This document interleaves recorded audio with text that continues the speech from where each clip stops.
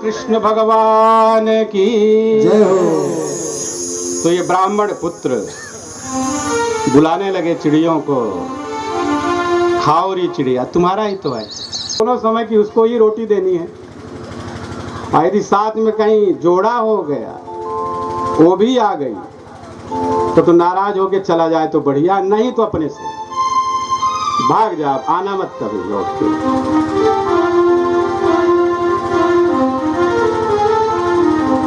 कह दिया घर वालों ने कि अब जाओ तू भजन ही करो। सोचे चलो बहुत बढ़िया, जो मैं चाहता था वही मुझे मिल गया।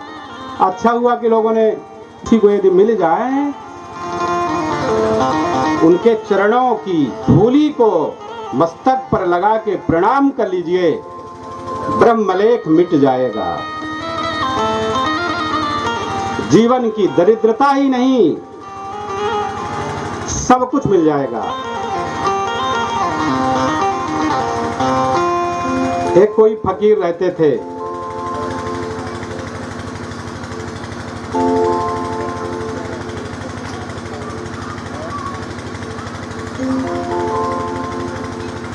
उनके पास लोग हड़िया में खीर लेके जाया करते थे, और फकीर बाबा जिसकी खीर खा लिया उसका काम पक्का।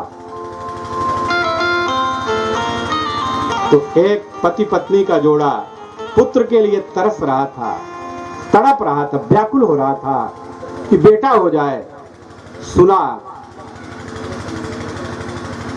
तो उस देवी ने अपने पति से कहा कि चलो हम लोग भी आज खीर लेके चलें। पतिदेव कुछ कलयुगी बुद्धि के रहे होंगे, जल्दी विश्वास नहीं होता, माताओं को जल्दी विश्वास हो जाता है। उन्होंने कहा कि देखो मैं तो नहीं जाऊंगा, मुझे बेटे की बहुत जरूरत भी नहीं। या तो ज्ञानी रहे होंगे, या तो ऊपर वाला, या तो नीचे वाला, दोनों गड़बड़। संसार के लिए तो संसार के काबिल नहीं है। जो एकदम नीचे वाला वो भी संसार के काम का नहीं है, और जो एकदम ऊपर वो भी संसार में नहीं रहेगा। वो कहीं कंदरा में बैठ के कुछ करेगा कि यहाँ आके बैठेगा कथा सुनाएगा। ये सब बीच वालों का काम है, ये हम लोगों का काम, बीच वालों का। तो ये पतिदेव गए नहीं। उन्होंने कहा कि एक मैं बात कर सकता हूँ कि मैं तुमको रोकूंगा नहीं, तू चली जाओ। सुंदर युवा शरीर की युवती रूपवती वो अपने सिर पर खीर रख के गई फकीर के पास। फकीर ने पूछा, तो बात करके तब कहा करते थे कि ठीक है खीर खाऊंगा, ना कर दिया, कहा ना मैं तुम्हारा नहीं ले सकता। देवी ने कहा कृपा करो ले लो, कहा नहीं नहीं, मना कर दिया है। वहां से वो लौट रही थी तो कोई एक भक्त जो कई दिनों से नहीं खाया था, भूख के मारे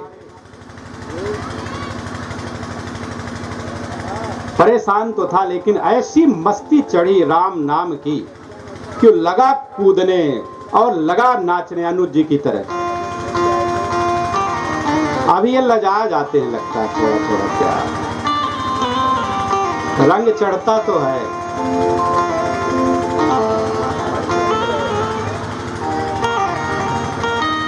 और उसको भूल गया कि मैं भूखा हूं। भगवान के भजन में, भगवान के नर्तन में, भगवान के कीर्तन में जो अपने आप को भूल जाता है, भगवान उसको स्मरण करते हैं। भगवान को वही याद आता है जो अपने आप को भूल जाता है।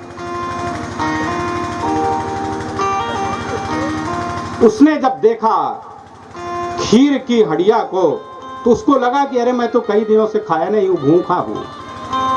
वो देवी चली जा रही थी, रास्ता रोक के खड़ा हो गया वो व्याकुल हो गया। उसने सोचा कि अब क्या होगा। जो लेने गई थी तो मिला नहीं, लेकिन धर्म भी गया, अब तो मैं कहीं की नहीं रह गई। रास्ता रोक लिया। इन्होंने कहा कि मुझे जाने दो, मुझे छोड़ दो। उसने कहा नहीं, तुम मुझको खीर खिला दो। उस देवी ने पूछा खीर खा लोगे तो जाने दोगे ना? तो कहा कि एकदम पक्का, मैं जैसे ही खीर खा लूंगा तुम चली जाना। और वो भक्त देवी की खीर को अपने हाथों से खाया और मस्त होके कहा, जा तुम्हारे 2 बेटा होंगे, लीजिए। 2 बेटे हुए। फिर खीर लेके आई, वो बाबा के पास गई, संत के पास, जिनसे राम जी से भेंट होती थी, रोज बात होती थी। उन्होंने मना कर दिया था। राम जी ने कहा था कि इसका मत खाना, इसको नहीं होगा। उस स्त्री ने जाके बाबा से कहा महाराज अब तो खा लो खीर। कहा नहीं, अब तो और भी नहीं खाऊंगा। अब तो मैं पूछूंगा कि झूठ क्यों बोला। मैंने जब पूछा तो मना कर दिया, और तुमको बेटा उसके बिना कोई दे नहीं सकता, तो कैसे हुआ? अब तो मैं बिल्कुल नहीं खाऊंगा। तो मैं पूछूंगा कि कैसे ये हुआ। तो संत बाबा की, फकीर बाबा की राम जी से बहस हुई। उन्होंने कहा भगवान आप मुझसे कहे कि नहीं होगा इसको, इस जन्म में कैसे हो गया? भगवान ने कहा कि देखो मैं क्या करूं, मैं विवश हो गया था। वो भक्त के मुख से जो निकल गया उसे मैं पूरा ही करूंगा। बोले भक्त वत्सल भगवान की। ऐसे ही भक्त थे भरद्वाज, भरत जी महाराज, महात्मा भरद्वाज, जिनके यहाँ कथा सुनने के लिए बड़े बड़े ऋषि प्रयाग में जाते थे। सुतीक्ष्ण बाबा, अगस्त बाबा,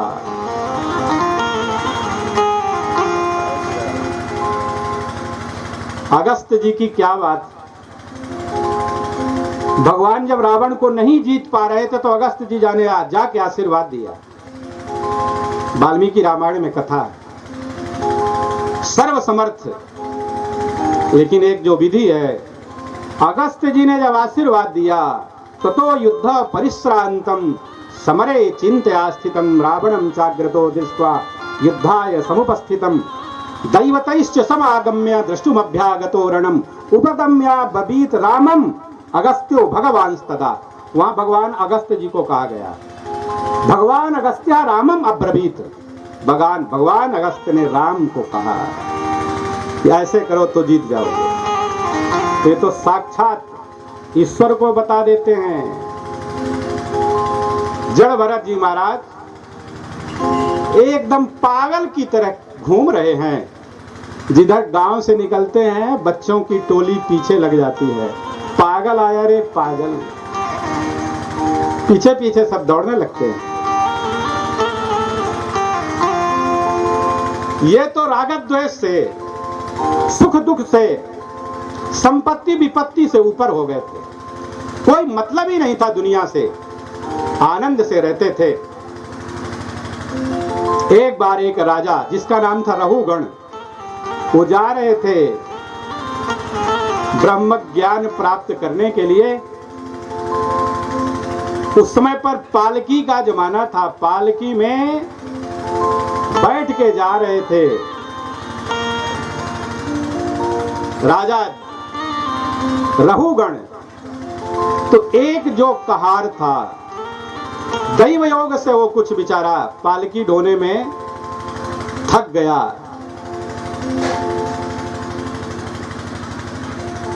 कहारों ने कहा कि भगवान एक ये थक गया है, अब आगे नहीं जा सकते। राजा था, अभिमान था, उसने कहा कि जो बढ़िया स्वस्थ डील डौल संपन्न मोटा तगड़ा शरीर का दिखाई पड़े बुला लो। बेगारी होती थी। यही मिल गए। यही ब्राह्मण देवता बुलाया, इशारा किया, आओ, रख लिया कंधे में। चलते थे तो कूद जाते थे, अब तो पालकी जानेंगे नहीं हमारे बच्चे लोग, कहाँ जाए पालकी। तो अब शायद इधर भी लोग जानते ही नहीं होंगे कि पालकी क्या है। अभी कुछ घरों में रखी हैं पालकियां, अब तो कार का जमाना हो गया ना। पालकी पे चलते थे, दूल्हे की विदाई और दुल्हन की विदाई पालकी से ही होती थी। तो ये राजा रहुगण पालकी में ही बैठ के जा रहे थे और कंधे पर रख लिया ब्राह्मण देवता ने। नीचे देखा कि यदि चींटी आ गई तो उछल के आगे बढ़ गए। पालकी ढोने वालों का एक निश्चित क्रम है, एक साथ पैर उठाएंगे, एक साथ रुकेंगे, और थोड़ा एक भी यदि इधर उधर किया तो जो बैठा है वो तो उसी में लड़खड़ा के गिर जाएगा। वैसा ही हुआ। ये ब्राह्मण देवता देखे कि आगे चींटी है, कूद के आगे हो गए। राजा का सिर लड़खड़ाया, पालकी से चोट लग गई तो डांटा, कहा ठीक भो ढा रहा साध्वतिक्रमत, साधु मारे अच्छी तरह से चलो। फिर जब दोबारा लड़खड़ाया सिर तो कहा कौन जीता जी मरना चाहता है, माम कदर्थी कृत्य को आत्मा अनमृतम जीवती। जब दोबारा बोला और राजा रहुगण तो इनका ब्रह्म तेज जगा। इन्होंने कहा अरे राजन तू किसको मारने के लिए कह रहा है, किसको तू मोटा तगड़ा कर रहा है, ये आत्मा तो कभी मरती ही नहीं, न कभी जन्म लेती है, तो क्या बोल रहा तू, किसको मारेगा तू, कौन है मारने वाला। जब इस तरह से तेजस्वीता पूर्ण वचनों को सुना रहुगण पालकी से कूद गए, चरणों में गिर गए, कहे महाराज मुझे लगता है कि आप मेरे गुरुजी ही तो नहीं पधार गए, मैं तो जा रहा था कपिल मुनि के यहाँ गंगा सागर में ज्ञान सीखने के लिए, मुझे लगता है कि आप मेरे गुरुदेव ही पधार गए हैं, जो भी हो मैं आपको प्रणाम करता हूँ, मैं संसार में किसी से नहीं डरता, ना हम विसंके सुरराज वज्रात न त्रक्ष शूलात न यमस्य पासात। त्रक्ष माने शिव, त्रीणि अक्षीणि नेत्राणि यस्य सौ त्रक्षा शिवा, त्रक्ष शूलात अहम न बिभेमि। शिव के त्रिशूल से मैं नहीं डरता, लेकिन डरता हूं काहे से, भ्रंसे यथा ब्रह्म कुलावमानात्, इनसे मैं बहुत डरता हूं। आप जो भी हो मुझे क्षमा कर दो। राजा रहुगण को ब्राह्मण देवता भरत जी उपदेश करते हैं कि देखो रहुगणै तत्तपसा न याति न चेज्जया निर्वपनात् गृहात् वा। ये तप से ये ज्ञान नहीं होता, तप से पापों का नाश होता है। तो आप तपाएंगे तो आपका पाप नष्ट हो जाएगा, धन संपदा मिल जाएगी, लेकिन आप ये सोचिए कि ब्रह्म ज्ञान होगा तो नहीं। कैसे मिलेगा, का बिना महत्पाद रजो भी से कम। महापुरुषों के चरणों की धूलि से जब आप अभिषेक माने स्नान नहीं कर लोगे तब तक ये कुछ नहीं मिलने वाला है।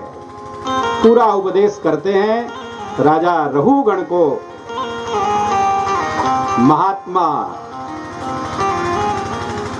भरत तीसरे जन्म में कल्याण हो जाता है, गृहस्थ आश्रम में रह करके भगवान को प्राप्त किया जा सकता है। ये भागवत का संदेश है।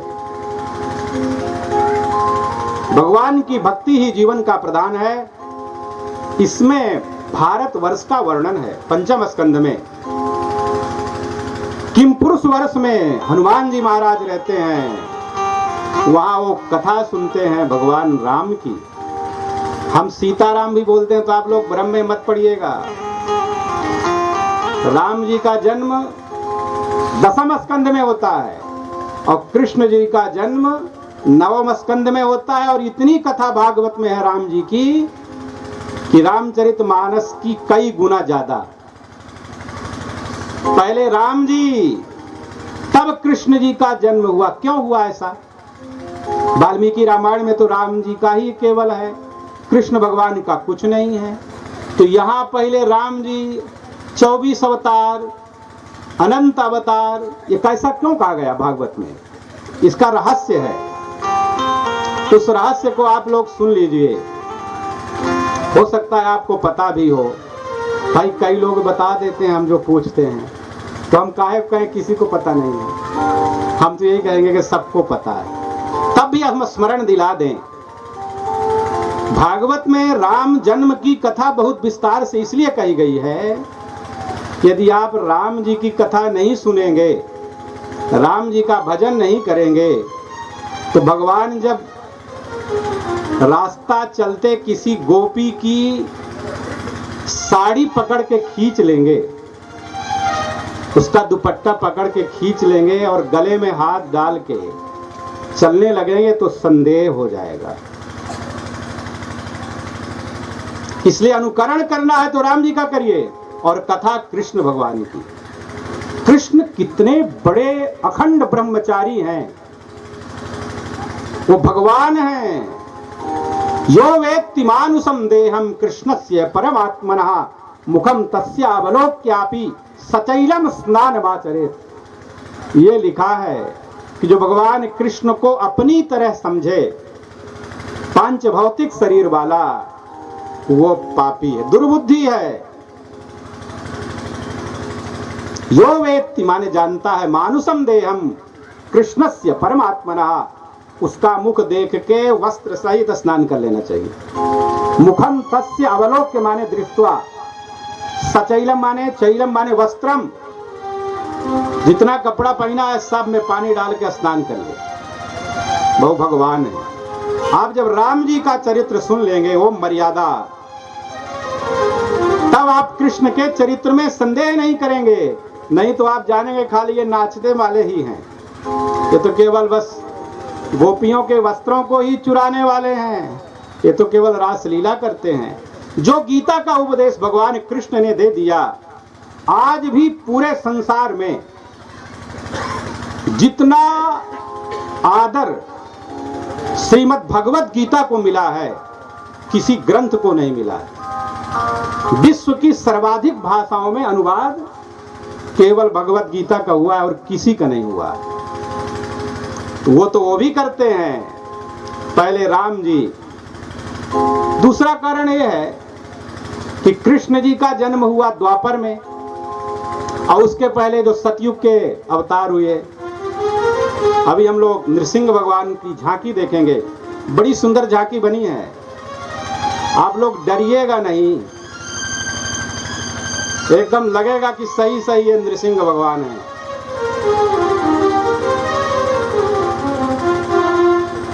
तो द्वापर बाद में है, त्रेता पहले।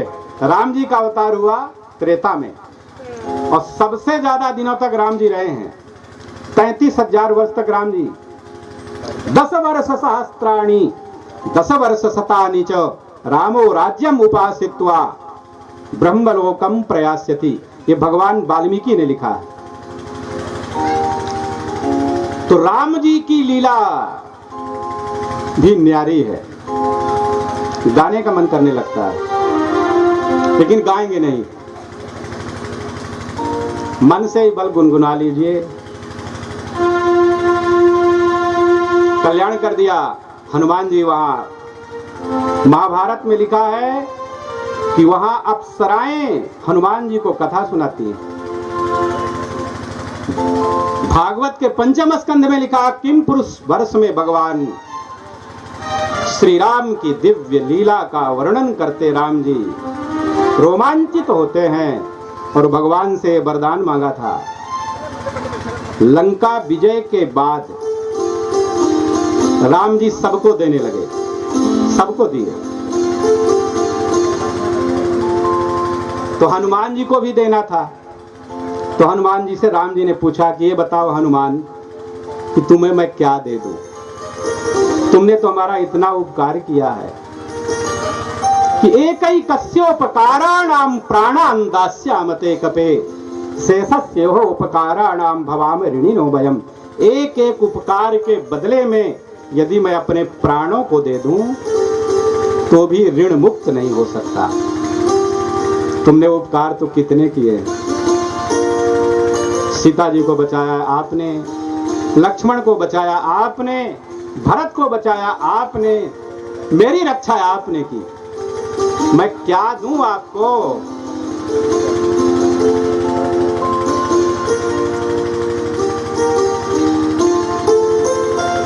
हनुमान जी ने कहा कि जो सबसे बढ़िया वही बताइए, वही मांगू, मुझे तो पता ही नहीं।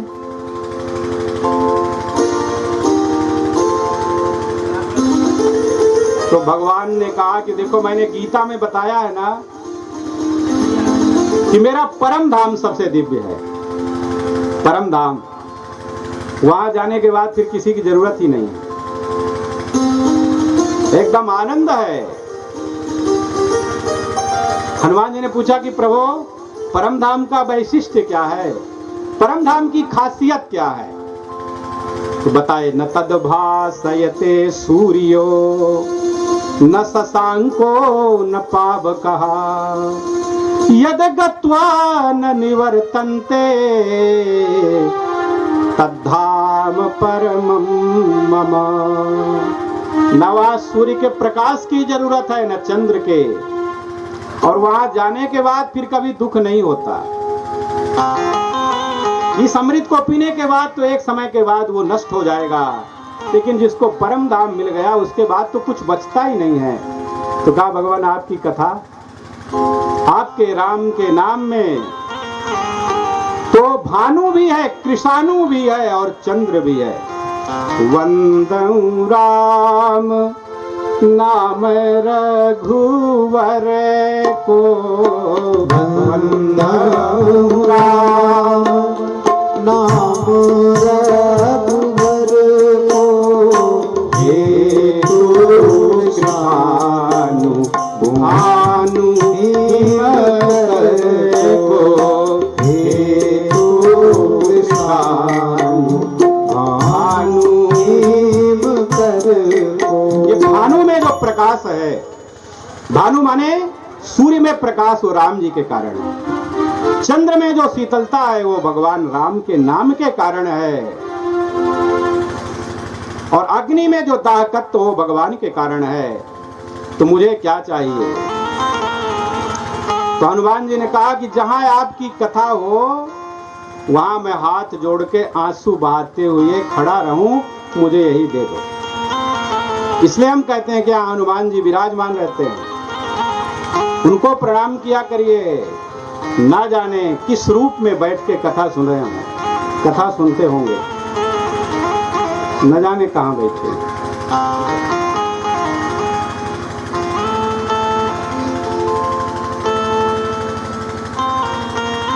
भारतवर्ष का वर्णन है। गायन्ति देवा किल गीत कानी, धन्यास्तु ये भारत भूमि भागे, स्वर्गापवर्गास्पदयादि भूते, भवन्ति भूयः पुरुषा सुरत्वा। जहाँ डाल डाल, जहाँ डाल डाल पर सोने की चिड़िया करती हैं बसेरा, वो भारत देश मेरा, वो भारत देश मेरा। जहाँ सत्य अहिंसा और धर्म का पग पग लगता फेरा, वो भारत देश मेरा, वह भारत देश मेरा, वो भारत देश मेरा।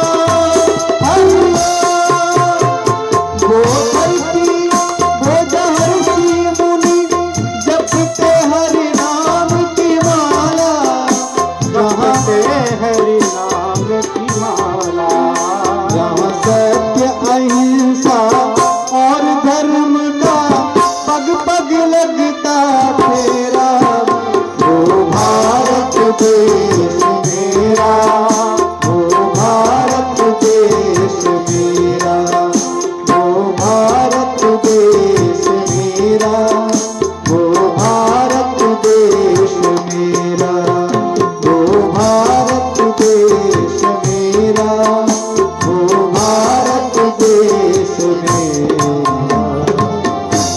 बोलिए भारत माता की जय। इतने पद लिखे हैं भागवत में। अहो अमीषां किमकारी शोभनम प्रसन्न एषां सुदित स्वयं हरिः यैर्जन्म लब्धं पैकं स्पृहाहीनः। कितना पुण्य किया होगा भारतवासियों ने। किम अकारी शोभनम, शोभनम सत्कर्म पुण्यम किम ए भी मनुजयि अकारी कृतम। कहाँ का पशु चरो नित नंद की धेनु मझारन, पाहन हो तो वही रस खान, धरे हो जही छत्र पुरंदर धारण। यहाँ तो यदि ये भारत भूमि की महिमा है, और हम कोई इधर उधर वाला नहीं बोल रहे, आप ऐसा मत समझिएगा। ये भागवत की कथा, जितना भूगोल और खगोल का वर्णन है पूरा यहाँ पंचम स्कंध में बताया गया है। अब हम लोग भगवान को प्रणाम करें। बोलिए श्री कृष्णचंद्र भगवान की। अच्छा, हमको बार बार कहना पड़ता कि थोड़ा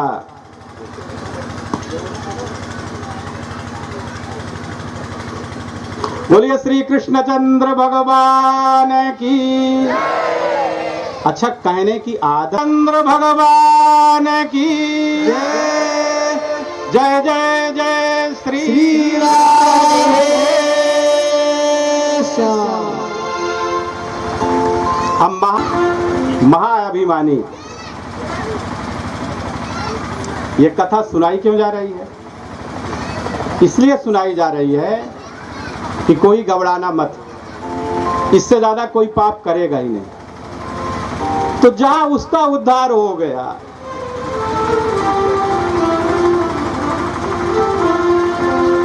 भगवान से कहना चाहिए कि भगवान माना कि मैं उससे भी ज्यादा पातकी हूं, किंतु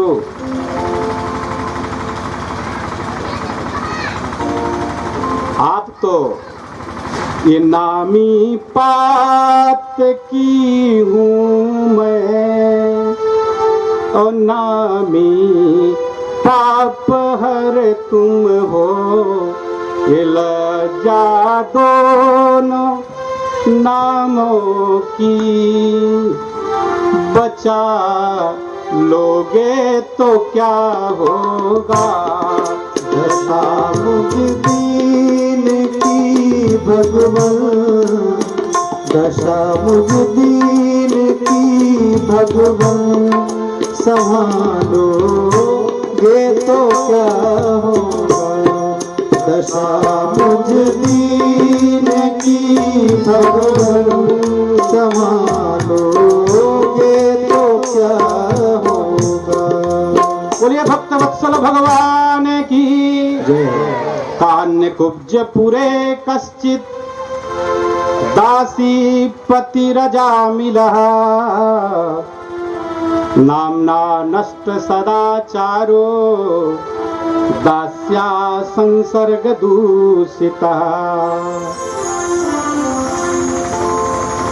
नौ कनौजिया 10 चूल्हा,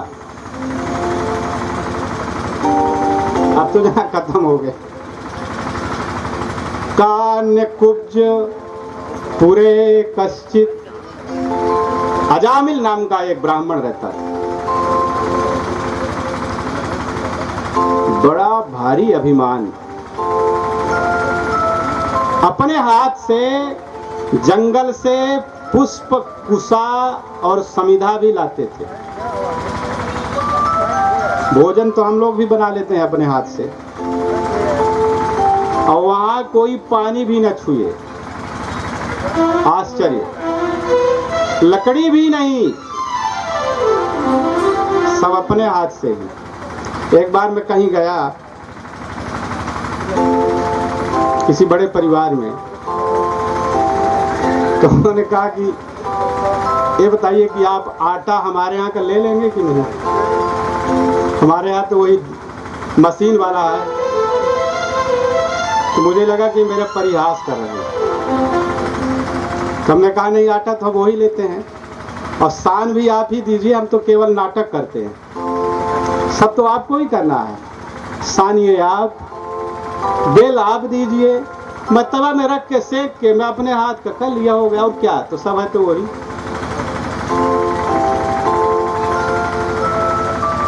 और ये इतने बड़े महात्मा राजा बनेगा और नहीं हुआ कुछ, तो अपने घर में ही कम से कम राजा बन गया। घर का राजा तो हो गया ना, वही शासन चलाने लगा। राजयोग था, कुंडली में राजयोग था, तो घर का मालिक बन के घर के लोगों को त्रस्त कर दिया। जो कलयुगी राजा का यही है। और किसी को लिखा था कि ये एकदम गरीब रहेगा, तो गरीब कितना बड़ा गरीब हुआ। कहा वो जो दुनिया का सबसे बड़ा धनी है उससे गरीब हो गया। तो बताइए टॉप 10 में भी यदि आ गया दूसरे नंबर का, तो कितना बड़ा गरीब है। नंबर 1 का तो नहीं हुआ वो, अरे टॉप 10 में तो आ गया ना, वो सेकंड पोजीशन में, तो गरीब है। तो उससे तो गरीब है अपेक्षाकृत। वो जो बिल्कुल एकदम नंबर 1 पर है उससे तो गरीब है, किंतु क्या वो साधारण गरीब है क्या? तो यहाँ बड़ी विचित्र गणित है। तो ये पापी था, इसलिए इनकी अल्पायु में, कम आयु में ही यम के दूत आ गए।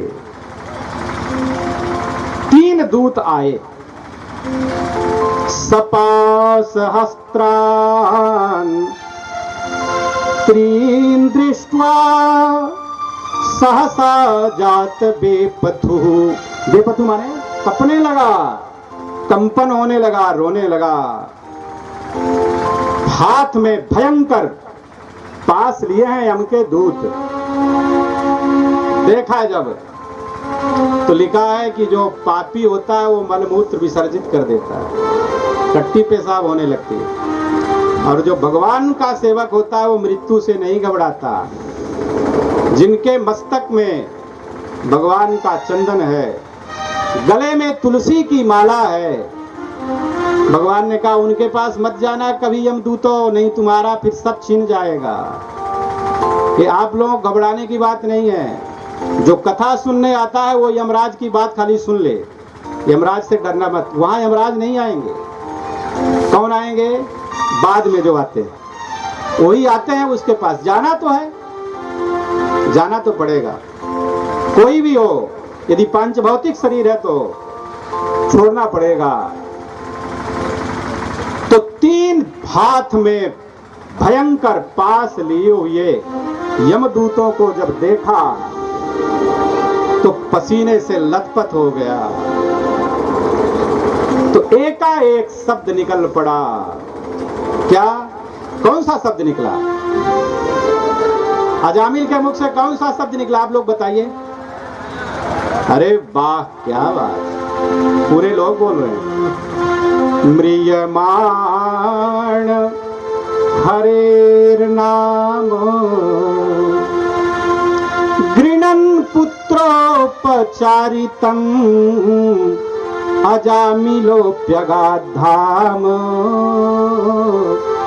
किं पुनः श्रद्धया गृणन्। श्रीमन्नारायण नारायण नारायण, श्रीमन्नारायण नारायण नारायण, भजमन नारायण नारायण नारायण, भजमन नारायण नारायण नारायण नारायण, लक्ष्मी नारायण नारायण नारायण।